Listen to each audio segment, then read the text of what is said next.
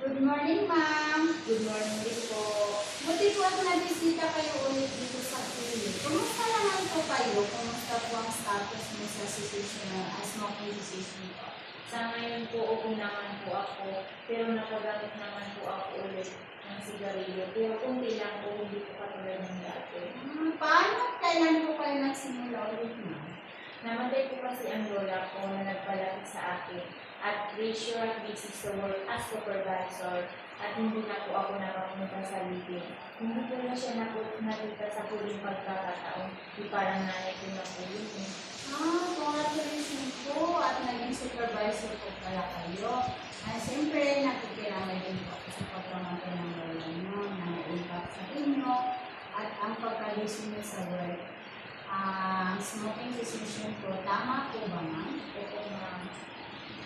Dahil dyan, siyempre, hindi po yun ang dahilan para ihinto po ang programa natin. Dahil sa mga ganyan na pagsubok, sa tingin niyo, ma'am, kaya niyo pa ba natin ibalik yung prosesi sa pag-ibig sa pamilya ninyo? Gusto ko pong subukan ulit naman ito dahil na-try ko na po dati. Dahil lang sa pagkawala ng lola ko at pressure sa work, kaya nakasubok ako ulit.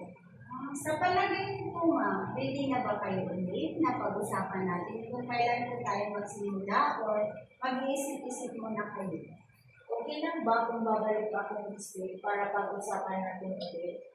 Actually po, it's a good sign ng decision niyo po since gusto niyo po ng time at naiintindihan niyo po natin na mag-sit na lang tayo ng schedule next week kung makabalik kayo or mabuti at kung hindi naman kung makabalik, ipupunta ko po kayo.